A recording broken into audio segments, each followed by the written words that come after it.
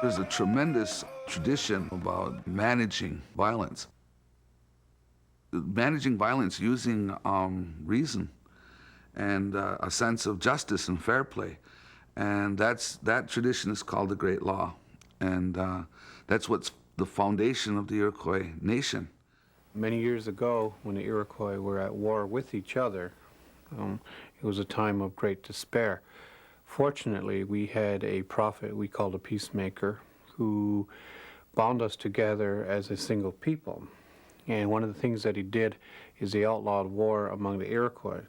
The peacemaker uprooted the great tree of peace, and in the resulting cavity in the earth, he took all the weapons of war, all the hatchets and the war clubs, and he put them into the ground and then replanted the tree. So bearing the hatchet is something that originated amongst Iroquois. In the great tradition of the origins of the Six Nations Confederacy, one of the primary characters is known in English as Hiawatha. And in the story, he suffered a very grievous loss of his daughters. And when this happened, he abandoned human society in grief. And he wandered into the forest, and he sat down by a lake, and he contemplated his life. And suddenly the large flock of ducks that was on the lake just simply flew up.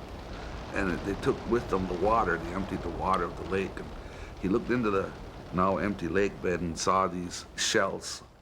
And he gathered up those shells and he sat back down. And what he was thinking about was how the enormous grief that had embraced his mind had disabled him from being able to think about worldly things. And he began to think, how could I condole someone who has, how could I make them feel better, who has suffered a really horrible loss such as I have suffered? And looking at the shells, he said to himself, if I had encountered such a person, I would try to lift their spirits by showing them these shells.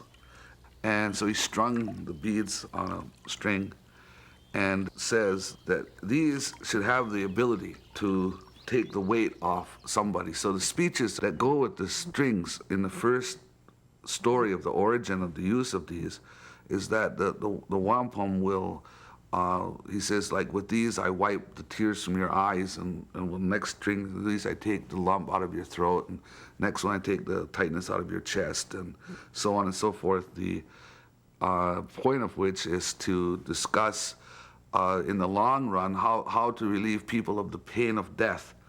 Now what happens next is that we see the tradition arising of using these belts formed into patterns of white and purple beads to signify peace treaties. And the reason that it's done that way is because as the treaties are ritualized, the first thing that's done is these strings go back and forth in which the words from the one party go to the other party. And before any business can get done, they have to be conditioned. They have to be put into a state of mind that they could receive and think about peace. So the way it's done is that they would string the strings, and the strings of beads represent the condolence, the words that are passed between the two nations, condoling each other for the people who died in the conflict. So literally the beads are you've heard the term sworn on my mother's grave. These are sworn on the graves of the people who were killed in the violence that took place that led up before the treaty is made. So the peace treaty takes on a kind of a gravity. This is a replica of the Hiawatha belt, and it's actually made out of a different type of a shell. It's made out of more like a mother of pearl type shell. The Hiawatha belt, or the Five Nations belt, is an image of four squares, two on each side of a symbol of a tree. And this represents the Five Nations, the one on the Mohawk on the east, the Oneida, then the Onondaga, the Cayugas, and Senecas. So you can say that the belts essentially represent the peace treaty, the agreement that was made when the Confederacy was formed. Those belts are sacred. People put a lot into what those belts represent. The shell itself is the quahog. It has two different parts to it. It has a purple section, which is kind of the heart of the shell, which makes up the purple that you see in the wampum belts. The purple represents either sorrow or pain or anything bad or evil. And then the white is something that was good and pure and something, regarded as very clean. And those two colors stand for our consciousness. They also symbolize the eternal struggle between light and darkness. It just enables us to see the complexity of life and the never-ending changes of life. Tadodaho was a person within the territory of Onondaga that the peacemaker had first met as he moved through the territory. And he was so feared among the people that they couldn't get near him. And his body was all tangled and misshapen. And they said that he had snakes coming from his hair. The peacemaker approached Tadodaho. The peaceful message was given, spoken, and sung. And slowly, against his will, with the power of the Creator in those words and in those songs, he began to raise his eyes and look up. And then they said slowly, as the peace message was repeated and the song was repeated, his body began to straighten out, his gnarled body and bones, and his hands began to straighten out and be like human. And with those songs, peace songs, and with that message of peace, that is what combed the snakes out of his hair. During the formation of the Iroquois nations, Tadodaho was the last holdout. I think it's in everyone's culture that no one is perfect, that every human being carries a portion of good and evil. And so that's what happened to Tadodaho. He abandoned his old wicked, evil ways, and he took on a new life. We trace our ancestry in this land many, many thousands of years ago. And we were created as distinct national entities when the Confederacy was formed by our peacemaker.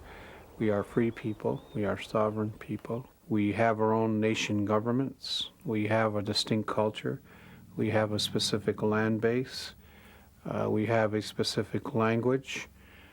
We fit the international definition of sovereign peoples. The Iroquois, we call ourselves Haudenosaunee, have some of the oldest treaties existing with this country that you call the United States. Our treaties are made back when George Washington was present. We have a treaty called the Canandaigua Treaty. It literally has George Washington's signature on it. It was negotiated basically on behalf of George Washington and the people of what was then 13 colonies. So our relationship is as one sovereign government to another sovereign government, the United States. Two entities that are equal. They're on equal footing.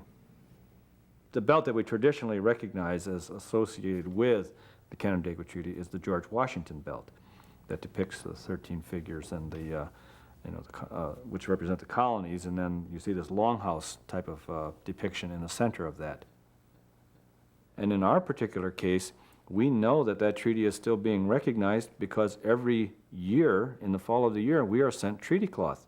And that treaty cloth has gone from a calico, a very decent quality of cloth, which was very useful for us for making clothing and so forth, a part of the terms of the Canandaigua Treaty, by the way, to a cheap muslin, which we receive today. And I've heard people say, our clan mothers say, we don't care if it gets down to the size of a postage stamp, that amount of cloth that we receive. The principle is that you are still giving us that cloth because you recognize that this treaty is still in place, and that as a part of that treaty it said that you're going to continue to provide us with this particular cloth. It's one of the very few treaties where the United States treats with Indians on a nation-to-nation basis. In this treaty, the United States recognizes the sovereignty of the Six Nations Confederacy and promises to keep it forever, really. 100 years ago, a concerted effort was made to take that wampum from us, knowing that if we were divorced from this most sacred of objects, that it would cause us to lose some of our memory. And if we broke that connection between our ancestors, then we'd be weakened as a people. And if we were weakened, then we could be assimilated.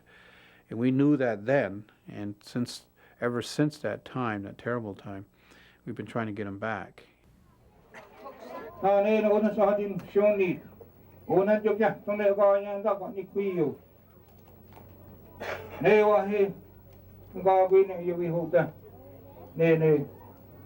The trustees made their decision that it would be the equitable thing to right an ancient wrong and return the belts to the people who were their proper owners. The feeling when they came back, you would have had to been there to know it. You know, it's hard to describe. The elders who came and just ran their hands over them, you know, and with tears in their eyes, because they meant so much to our people. They are the words, the word of the people, the promise of the people are in those wampum. They're alive to our people. There's something alive. We can't detach ourselves from the words, from the spirit of those who've gone before us.